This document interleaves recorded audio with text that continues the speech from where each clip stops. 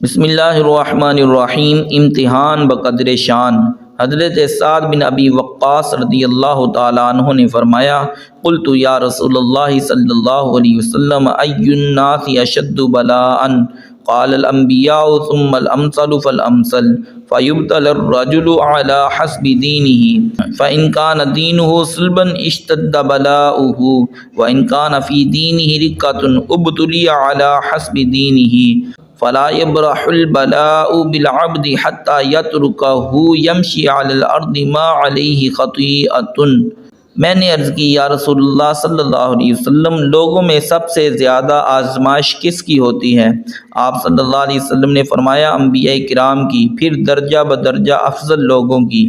آدمی اپنے دین یعنی ایمان کے مطابق آزمایا جاتا ہے۔ اگر اس کا دین یعنی ایمان پختہ ہو تو اس کی آزمائش سخت ہوتی ہے، اور اگر وہ دین میں کمزور ہو اسی کے مطابق اس کی آزمائش ہوتی ہے۔ بندے کی آزمائش ہوتی رہتی ہے یہاں تک کہ وہ خطاؤں سے پاک ہو کر زمین پر چلتا ہے۔ اس حدیث مبارک سے معلوم ہوا کہ بڑوں کا امتحان بھی بڑا ہوتا ہے۔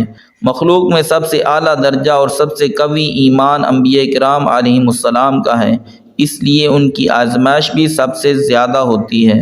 ان کے بعد درجہ بدرجہ نیکوں کی آزمائش ہوتی ہے۔ انبیاء کرام علیہم السلام کا امتحان بڑا ہونے کی متعدد حکمتیں ہیں۔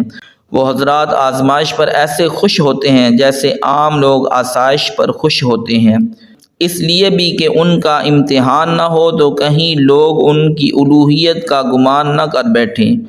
ایک حکمت یہ بھی ہے کہ انہیں دیکھ کر امت کے لیے ابتلائے صبر آسان ہو جائے۔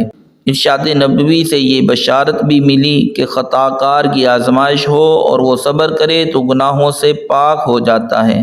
یہ بھی یاد رہے کہ آزمائش کی آرزو کرنا منع ہے، البتہ مصیبت آ جائے تو صبر کرنا چاہیے۔ اللہ تعالی ہم سب کو صحیح معنوں میں عمل کی توفیق عطا فرمائے، آمین۔ حوصلہ افزائی کے لیے ویڈیو کو لائک کر دیں، شکریہ۔